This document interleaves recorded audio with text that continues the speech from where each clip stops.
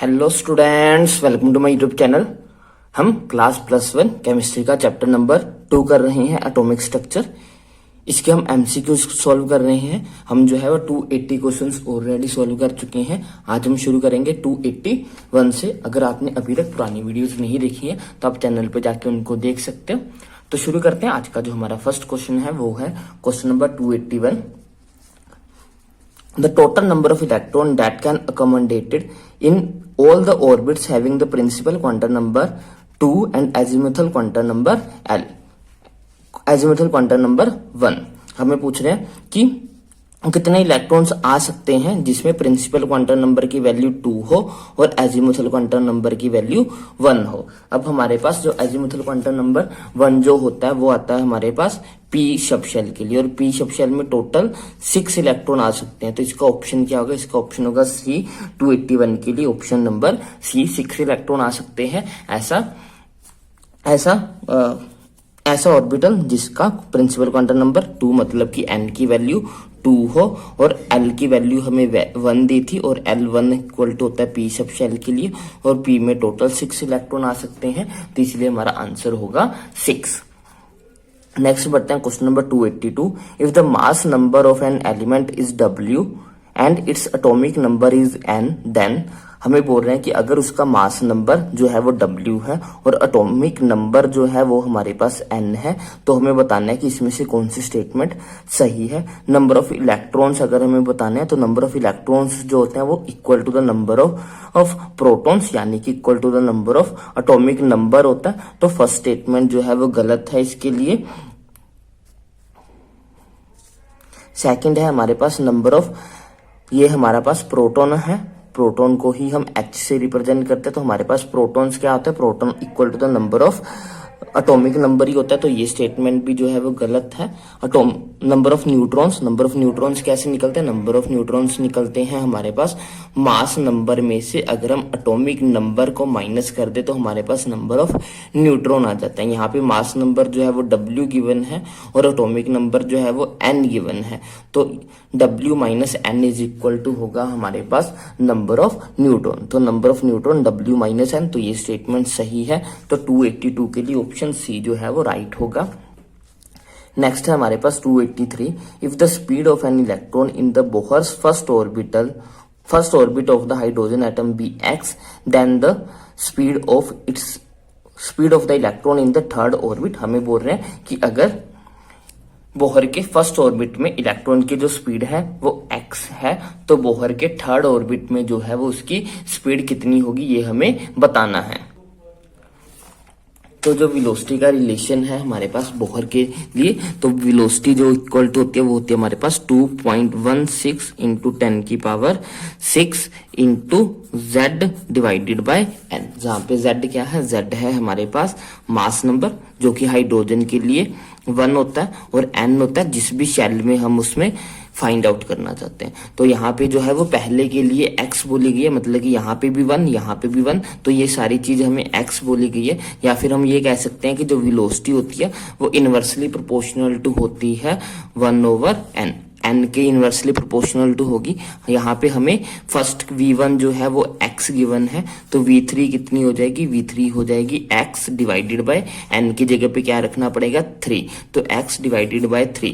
Third orbit में जो उसकी वेलोसिटी होगी इलेक्ट्रॉन की वो हो जाएगी x/3। तो ऑप्शन नंबर बी जो है इसके लिए राइट होगा। 283 के लिए ऑप्शन बी राइट है। n की जगह पे हमें 3 रखना है। अगर हम 1 रखेंगे तो ये सारी चीज ही आ जाएगी। अगर हम वही हमें x गिवन है और अगर हम यहाँ पे 3 रख देंगे तो x/3 हो जाएगी हमारे पास। नेक्स्ट है हमारे पास 284। An ion has 18 electron in the outermost shell it is. एक ऐसा आयन जिसके आउटर मोस्ट शेल में जो है वो 18 इलेक्ट्रॉन है। हमें बताना है कि ये कौन सा एलिमेंट होगा। तो ये हो जाएगा हमारे पास 18 इलेक्ट्रॉन आउटर मोस्ट शेल में है, और हमारे पास ये हो जाएगा कॉपर पॉजिटिव। कॉपर पॉजिटिव के टोटल जो है कॉपर के हमारे पास 29 होते हैं। एक लूज किया तो 28 बचे। 18 इलेक्ट्रॉन आउटर शेल में है, 10 जो है वो इनर में हो जाएंगे, टोटल हो जाएंगे 28। तो ये हमारा हो जाएगा कॉपर पॉजिटिव। नेक्स्ट है हमारे पास question number 280। 5 the magnetic quantum number represent, magnetic quantum number क्या बताता है? Size of the orbit, spin quantum number, orbital angular momentum, spatial orientation of the orbitals. तो ये हमें ओरिएंटेशन देता है ऑर्बिटल्स की।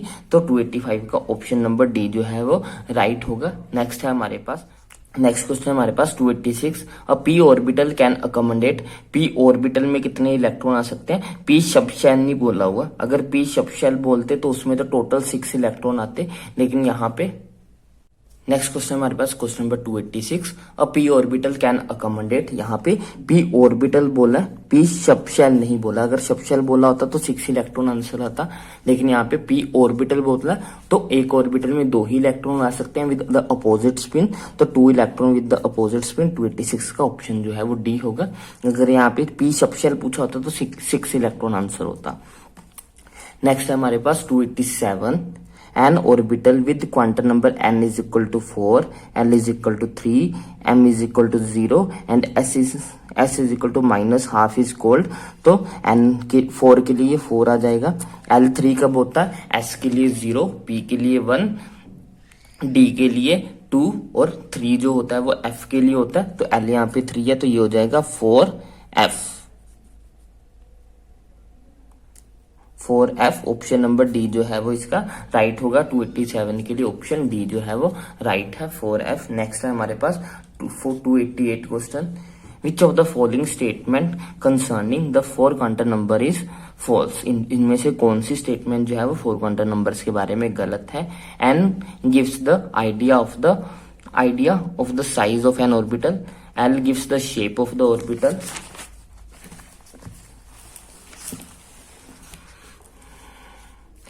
m gives the energy of electron in the orbital, s gives the direction of spin of the electron in the s orbital। तो यहाँ पे option C जो है वो गलत है। m जो है वो एनर्जी के बारे में नहीं बताता है, m जो है वो ओरिएंटेशन के बारे में बताता है।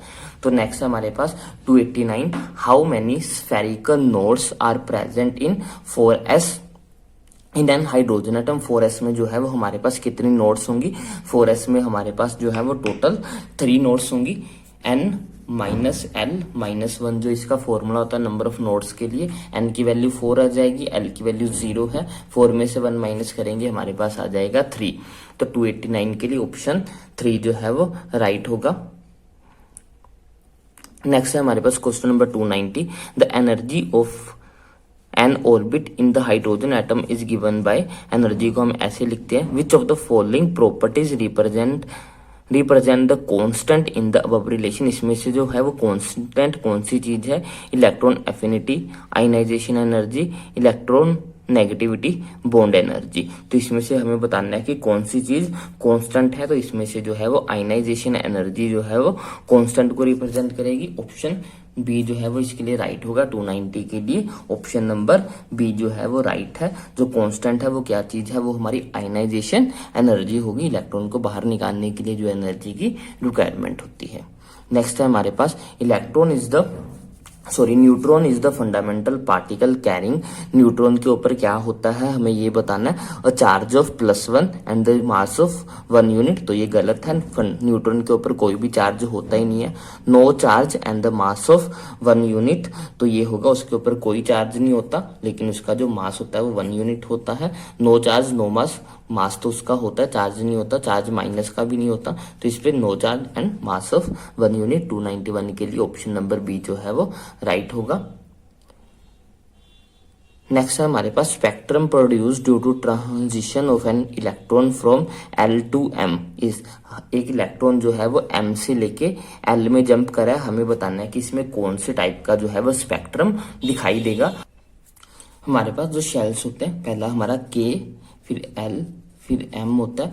M टू L में गया मतलब कि बाहर वाले शेल से वो अंदर वाले शेल में गया, तो इसके पास एनर्जी ज्यादा है और इसके पास एनर्जी कम है। तो जब वो यहाँ से यहाँ तक जाएगा तो वो एनर्जी को लॉस करेगा, कुछ ना कुछ एनर्जी को निकाल देगा, और वही जो है वो हमें एमिशन स्पेक्ट्रा की फॉर्म में एनर्जी जो है वो मिलेगी। तो 292 के लिए ऑप्शन बी जो है वो राइट होगा। जब आउटर से इनर में जाता है तो जो स्पेक्ट्रा होता है वो हमारे पास एमिशन स्पेक्ट्रा होता है with the release of energy. Next हमारे पास 293, the atomic atomic weight of an atom is due to, the atomic weight जो होता है वो किसके कारण होता है, इलेक्ट्रॉन और प्रोटॉन के कारण, इलेक्ट्रॉन एंड न्यूट्रॉन के कारण, न्यूट्रॉन एंड प्रोटॉन्स के कारण, इलेक्ट्रॉन प्रोटॉन एंड न्यूट्रॉन्स के कारण जो उसका वेट होता है। तो उसमें हमारे पास तीनों ही चीजें आती हैं। तो ऑप्शन नंबर डी जो है वो इसके लिए राइट होगा। यहाँ पे मास नंबर नहीं बोला, अगर मास नंबर बोला होता तो हमारा आंसर होता न्यूट्रॉन प्लस प्रोटॉन, लेकिन यहाँ पे एटॉमिक वेट पूछा तो उसमें जो है वो हमारे पास सारी चीजें आएंगी, इलेक्ट्रॉन भी आएगा, न्यूट्रॉन भी आएगा और उसका प्रोटॉन भी आएगा। नेक्स्ट है हमारे पास which is the correct in case of the P orbital. P orbital के केस में जो है वो कौन सी बात सही है, दे आर स्फेरिकल, नहीं दे आर स्फेरिकल नहीं होती, इनकी शेप जो होती है वो डंबल जैसी होती है। They have strong directional characters, तो इनके पास स्ट्रॉन्ग डायरेक्शनल कैरेक्टर होता है, तो ये वाली स्टेटमेंट सही है। They do not have directional character, तो ये गलत होगी। दे हैव 5 फोल्ड डीजनरेट, नहीं, इसमें सिर्फ 3 फोल्ड ही जनरेशन होती है, 3 ऑर्बिटल्स ही होते हैं इसमें। नेक्स्ट है हमारे पास question number 295, a transition metal X has the configuration argon 3d4 in its 3 positive oxidation state, it's atomic number is. एक मेटल है X जो कि ट्रांजिशन मेटल है, उसकी कॉन्फ़िगरेशन ये है, ये अपनी +3 ऑक्सीडेशन स्टेट में है, हमें उसका जो है वो एटॉमिक नंबर बताना है कि क्या होगा, क्योंकि हमें जो है वो इसका एटॉमिक नंबर बताना, और जो मेटल है वो इस स्टेट में है +3 की, मतलब कि इसने 3 इलेक्ट्रॉन जो है वो लूज करे, तो एक्चुअल में इसकी कॉन्फ़िगरेशन क्या बनेगी, इसकी कॉन्फ़िगरेशन बनेगी आर्गन 4s2 3d5। तो एक्चुअल में इसकी ये कॉन्फ़िगरेशन बनेगी क्योंकि इसने 3 इलेक्ट्रॉन लूज किए, 2 4s वाले और एक d वाला, तो ये हो गया आर्गन। आर्गन के होते हैं 18, 18 + 2 20, 20 + 2 25। तो ऑप्शन ये जो है वो इसके लिए राइट होगा। क्वेश्चन नंबर 295 के लिए आंसर होगा हमारे पास 25। इसका जो एटॉमिक नंबर होगा वो होगा 25। क्यों ऐड किए 3 इलेक्ट्रॉन्स, क्योंकि ये +3 की ऑक्सीडेशन स्टेट में था, इसीलिए। नेक्स्ट है हमारे पास the ratio between the neutron in C and silicon with respect to the atomic masses 12 and 28 is।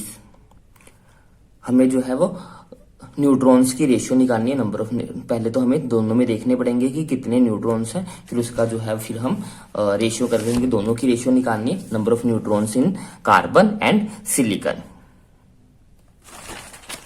तो जो कार्बन है, कार्बन का हमें जो है वो मास नंबर दिया गया, ए हमें गिवन है 12, हमें पता है कि जो उसका एटॉमिक नंबर होता है वो 6 होता है, तो नंबर ऑफ न्यूट्रॉन्स कैसे आ जाते हैं, वो आएंगे हमारे पास 12 - 6 करके 6 ही आ जाएंगे। एटॉमिक मास नंबर में से एटॉमिक नंबर माइनस करना होता है। फॉर सिलिकन, सिलिकन का हमें जो है वो मास नंबर गिवन है 28 और उसका हमें एटॉमिक नंबर पता है कि सिलिकन का जो एटॉमिक नंबर होता है वो होता है हमारे पास, सिलिकन का होता है हमारे पास 14। तो यहाँ से नंबर ऑफ न्यूट्रॉन्स निकल जाएंगे, वो आ जाएंगे एटॉमिक नंबर, मास नंबर में से एटॉमिक नंबर माइनस करेंगे 14। अब इनकी रेशियो करनी है 6 / 14, तो ये हो जाएगा हमारे पास 3/7, तो 3:7, 296 का ऑप्शन नंबर सी जो है वो राइट होगा। 3:7 हमें क्या करना था, दोनों के न्यूट्रॉन्स निकालने थे और उनकी रेशियो निकाल देनी थी। मास नंबर हमें गिवन थे, एटॉमिक नंबर हमें याद होने चाहिए एलिमेंट्स के, तो उससे जो है दोनों को माइनस करके हमने नंबर ऑफ न्यूट्रॉन्स निकाल लिए और फिर दोनों को डिवाइड कर दिया। नेक्स्ट है हमारे पास 297, the spectrum of helium positive is expected to the similar of, जो हीलियम पॉजिटिव है उसका स्पेक्ट्रम किसके सिमिलर होना चाहिए, उसका स्पेक्ट्रम जो है वो हमारे हाइड्रोजन के सिमिलर होगा, क्योंकि वो हाइड्रोजन लाइक एटम है। बोहर का जो मॉडल है वो सिर्फ हाइड्रोजन या फिर हाइड्रोजन लाइक जो एलिमेंट्स है उनके ऊपर ही जो है वो एप्लीकेबल है। तो 297 के लिए ऑप्शन ए जो है वो राइट होगा। हीलियम पॉजिटिव का जो स्पेक्ट्रम होगा वो सिमिलर होगा हाइड्रोजन के स्पेक्ट्रम के। नेक्स्ट है हमारे पास क्वेश्चन नंबर 292, स्टेटमेंट है हमारे पास for azimuthal quantum number L = 3 the maximum number of electron will B.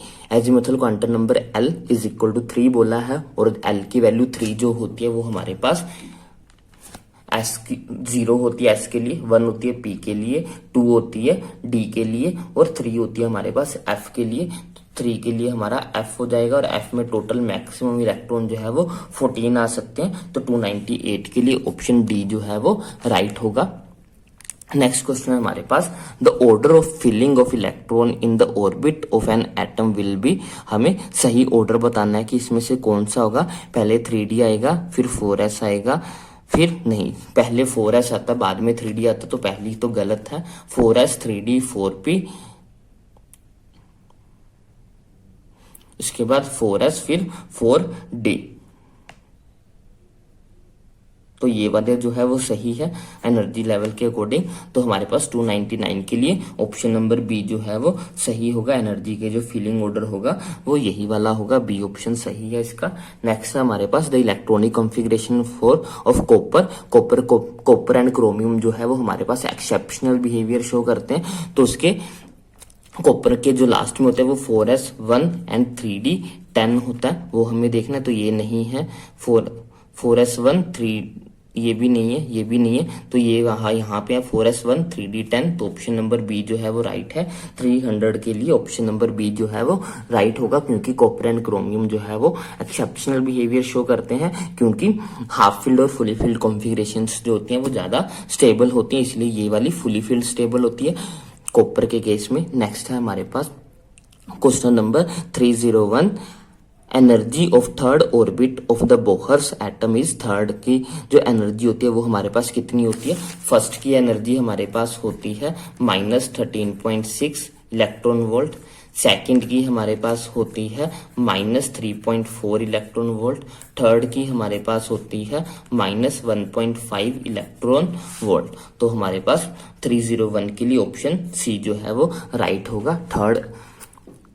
Third जो ऑर्बिट होगा बोहर का, उसकी एनर्जी होती है हमारे पास -1.5 इलेक्ट्रॉन वोल्ट, फोर्थ की होती है 0.85 इलेक्ट्रॉन वोल्ट।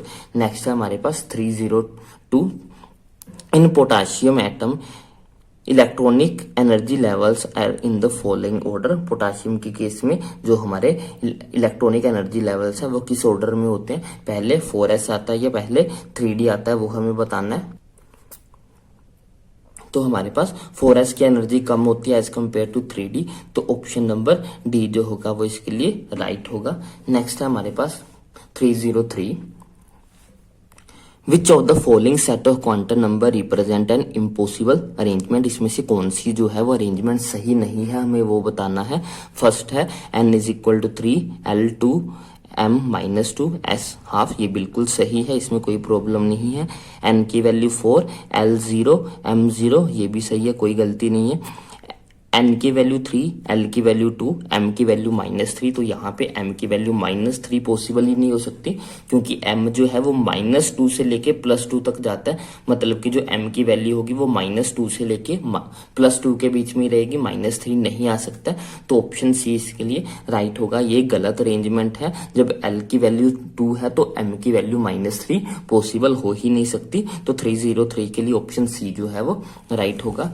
नेक्स्ट है हमारे पास 304, the quantum number for the designation of 3dr। 3d के लिए n की वैल्यू हो जाएगी 3 और d l की वैल्यू हो जाएगी हमारे पास 2। तो ऑप्शन नंबर डी जो है वो इसके लिए राइट होगा। 304 के लिए ऑप्शन नंबर डी जो है वो राइट है। 3d के लिए n की वैल्यू 3 और l की वैल्यू 2 होगी। नेक्स्ट है हमारे पास the total possible values for the magnetic quantum number for the value of L = 3। इसके लिए पॉसिबल मैग्नेटिक क्वांटम नंबर की वैल्यूज बतानी है कितनी है, तो टोटल 7 हो सकती हैं, -3 से लेके +3 तक टोटल 7 वैल्यूज हो सकती हैं। तो 305 के लिए ऑप्शन डी जो है वो राइट होगा। नेक्स्ट है हमारे पास, हमें वैल्यू ऑफ प्लैंक्स कांस्टेंट बतानी है कि इसमें से कौन सी वैल्यू जो है वो प्लैंक्स कांस्टेंट की सही है। 6.6 × 10⁻32 gram metre square second. Next option है हमारे पास B option, 6.6 × 10⁻34 kilogram metre square second. तो यही वाली जो है वो बिल्कुल सही वैल्यू है प्लैंक्स कांस्टेंट की, तो ऑप्शन बी इसके लिए राइट होगा। नेक्स्ट क्वेश्चन है हमारे पास, the number of unpaired electron in the P sub shell of the oxygen atom, हमें बताना है कि पी में जो है वो ऑक्सीजन में पी सब शेल के अंदर कितने अनपेड इलेक्ट्रॉन्स होते हैं ऑक्सीजन के केस में। अगर हम ऑक्सीजन की कॉन्फ़िगरेशन लिखते हैं तो वो हमारे पास आती है 1s2 2s2 2p4, 2 4 और 4 8। तो हमारे पास यहाँ पे 2 इलेक्ट्रॉन जो है वो अनपेड होते हैं, अनपेड बताने हैं। तो ऑप्शन बी इसके लिए राइट होगा। 307 के लिए 2 होगा, बी ऑप्शन होगा। 2 इलेक्ट्रॉन जो है वो अनपेड होते हैं हमारे पी सब शेल के अंदर ऑक्सीजन एटम के लिए। नेक्स्ट है हमारे पास which is different in isotope of an element, isotope में क्या डिफरेंट होता है। तो आइसोटोप के अंदर हमारे मास नंबर जो होते हैं वो डिफरेंट होते हैं, जैसे कि हाइड्रोजन्स के आइसोटोप्स हैं ड्यूटेरियम, ट्रिटियम और हमारा प्रोटोनियम, ड्यूटेरियम, ट्रिटियम, ये तीनों जो है वो हमारे हाइड्रोजन के आइसोटोप्स है जिनमें सिर्फ मास नंबर का ही वेरिएशन है। तो आइसोटोप्स में जो है वो मास नंबर डिफरेंट होता है लेकिन एटॉमिक नंबर जो है वो सेम रहता है। नेक्स्ट है हमारे पास 309, the atomic number of an element having valency shell electronic configuration is 4s2 4p6। हमें बताना है कि एक ऐसा एलिमेंट, उसका एटॉमिक नंबर बताना है जिसकी वैलेंस शेल की जो इलेक्ट्रॉनिक कॉन्फ़िगरेशन है वो 4s2 एंड 4p6 है।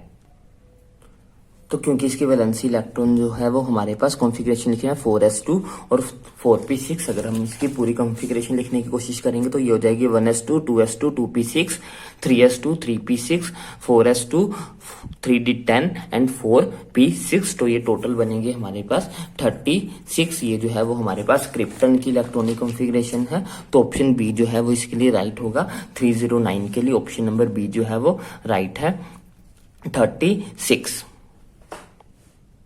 नेक्स्ट हमारे पास है which of the following series of line is found in the UV region of the atomic spectra of the hydrogen. हमें बताना है कि इसमें से कौन सी सीरीज जो है वो यूवी के अंदर लाई करती है, यूवी रीजन के अंदर लाई करती है। तो जो पहली ही सीरीज है हमारे पास लेमन सीरीज, वो जो है वो यूवी रेडिएशंस के अंदर जो है वो लाई करती है। तो इसके लिए ऑप्शन डी जो है वो राइट होगा। लेमन सीरीज जो है वो हमारे पास यूवी रीजन के अंदर आती है। नेक्स्ट है हमारे पास which of the following relate to the photons as well as motion and the stream of particle. इसमें से हमें बताना है कि कौन सा जो है वो हमारे पास फोटोन के साथ भी रिलेटेड है, वेव मोशन के साथ भी है और स्ट्रीम ऑफ पार्टिकल्स के साथ भी रिलेटेड है, हमें वो बताना है। तो इसमें से जो हमारे पास है is equal to H nu जो है वो हमारे पास फोटोन्स पे भी एप्लीकेबल करती है, वेव मोशन पे भी एप्लीकेबल होती है और ये स्ट्रीम ऑफ पार्टिकल्स पे भी जो है वो एप्लीकेबल होती है। तो 311 के लिए हमारे पास ऑप्शन होगा D is equal to H nu. Next है हमारे पास which combination of quantum numbers n, l, m and s for electron in an orbit does not provide a permissible solution of the wave equation. इसमें से जो है वो कौन सा एग्जैक्ट सॉल्यूशन जो है वो नहीं देगा, वो हमें बताना है। तो ऑप्शन नंबर 20 के लिए सही होगा क्योंकि ये गलत अरेंजमेंट है। अगर n की वैल्यू 3 है तो l की वैल्यू 3 नहीं हो सकती। l की वैल्यू हमेशा जो है वो 0 से लेके n से एक छोटी होती है, मतलब कि इसकी वैल्यू 0 से लेके 2 तक कुछ भी हो सकती थी लेकिन 3 नहीं हो सकती है। l is can never be equal to the n और l कभी भी आपस में इक्वल नहीं हो सकते। तो ऑप्शन बी जो है वो इसके लिए राइट होगा। नेक्स्ट है हमारे पास 313, in which of the following compound does the ratio of the anion size to the cation size have the lowest value।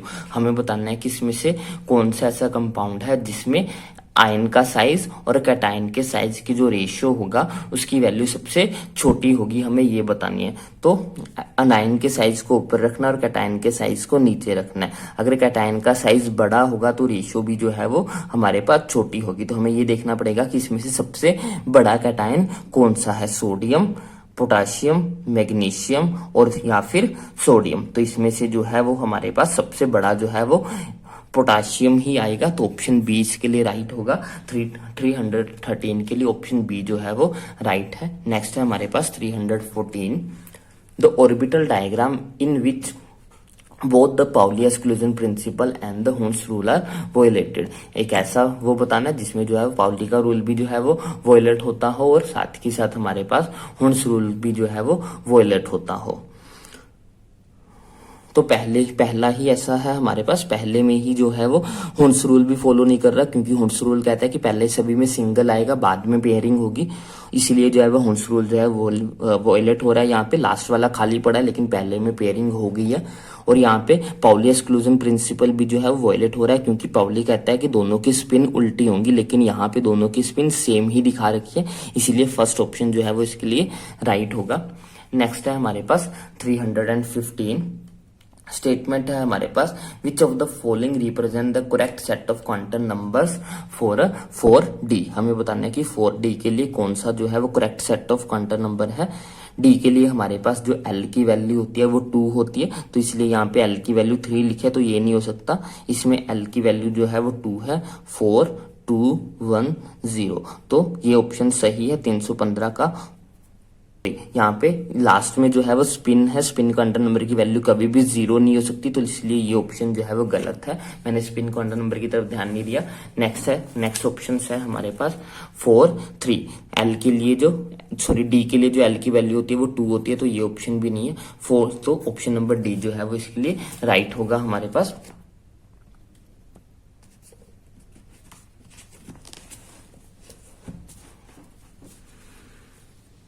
Next है हमारे पास 316, विच of the following electron transition in hydrogen atom will require the largest amount of energy. इसमें से कौन सी transition के लिए हमें से जो है वो सबसे ज्यादा एनर्जी की जो है वो रिक्वायरमेंट होगी। तो पहली ही ट्रांजिशन के लिए सबसे ज्यादा एनर्जी की रिक्वायरमेंट होती है, क्योंकि जो पहली एनर्जी होती है वो पहले ऑर्बिट की जो एनर्जी होती है वो -13.6 होती है, और दूसरे के लिए -3.4 होता है। आगे आगे ये गैप कम होता चला जाता है, लेकिन पहले 2 ऑर्बिट्स में जो है वो गैप बहुत ज्यादा होता है, तो वहीं पे जो है वो एनर्जी की रिक्वायरमेंट भी सबसे ज्यादा होगी। तो इसके लिए ऑप्शन होगा पहले से दूसरे में जाना, n is equal to first to n is equal to 2 में जाना, तो ऑप्शन नंबर ए जो है वो इसके लिए राइट बैठेगा।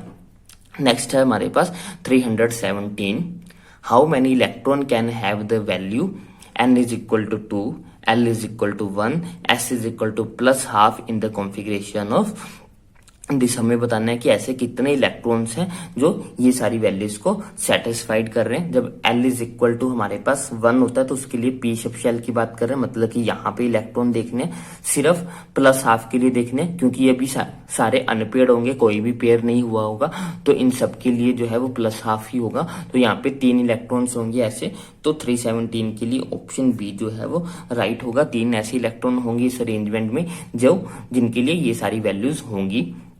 नेक्स्ट है हमारे पास the electronic configuration of the element which is just above the element with the atomic number 43 in the same periodic group is.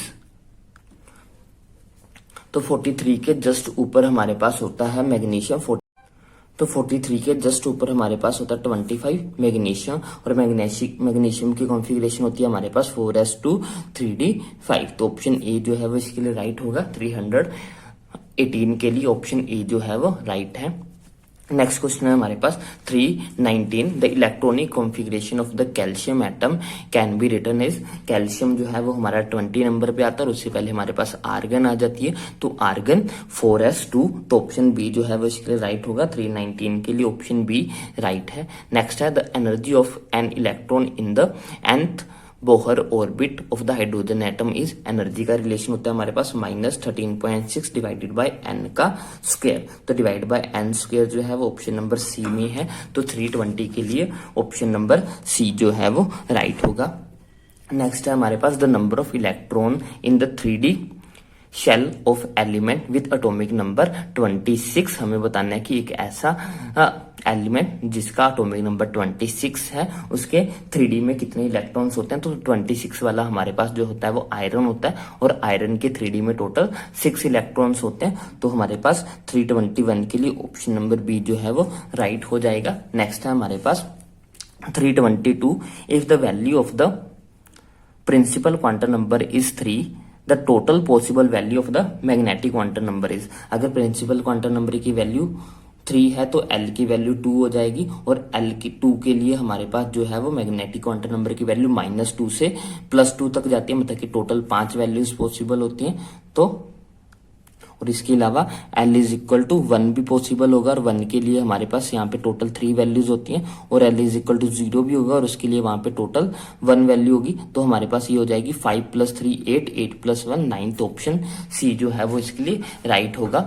Next question है हमारे पास, which of the following pair has the same electronic structure. इसमें से कौन सा ऐसा pair है जिसमें जो है वो इलेक्ट्रॉनिक स्ट्रक्चर सेम होता है। कैल्शियम और आर्गन का नहीं होता, आर्गन में 18 होते हैं, कैल्शियम में हमारे पास 20 होते हैं। मैग्नीशियम और सोडियम पॉजिटिव, मैग्नीशियम में हमारे पास 12 हो जाएंगे और सोडियम पॉजिटिव में 10 रह जाएंगे, तो यहाँ पे भी नहीं है। सिल्वर और इसमें भी नहीं होता है, तो हमारा आर्गन और क्लोरीन नेगेटिव, आर्गन में 18 और CN नेगेटिव में भी 18, तो ऑप्शन डी इसके लिए राइट होगा। 323 के लिए ऑप्शन डी जो है वो राइट है। नेक्स्ट क्वेश्चन है हमारे पास,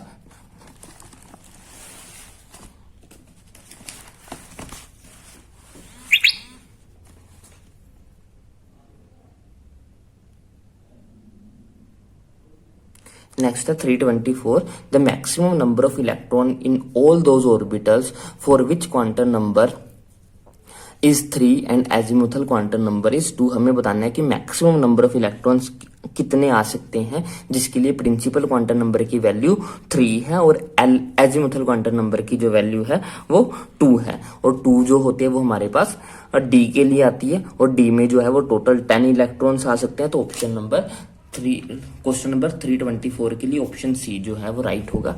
नेक्स्ट है हमारे पास 325, स्टेटमेंट है हमारे पास, according to Bohr's theory the angular momentum for an electron in the 5th orbit is, और उसने बोला है जो एंगुलर मोमेंटम होता है वो इक्वल होता है n × h/2π, और n जो होता है वो हमारा ऑर्बिट्स होते हैं कितने, यहाँ पे 5th ऑर्बिट बोला तो ये हो जाएगी 5 × h/2π, 5 × h/, यहाँ पे ऐसा कोई भी ऑप्शन नहीं है 5/, तो यहाँ पे अगर हम 5 / 2 कर देंगे तो हमारे पास आ जाएगा 2.5 × h/2π, तो ऑप्शन नंबर ए इसके लिए राइट होगा। 325 के लिए हमारे पास ऑप्शन नंबर ए जो है वो राइट है। वैसे तो n की वैल्यू 5 रखनी थी, तो ये हो जाती 5 × h/2π, 5 और 2 को आपस में डिवाइड कर दिया तो हमारे पास बच गया 2.5 h/2π।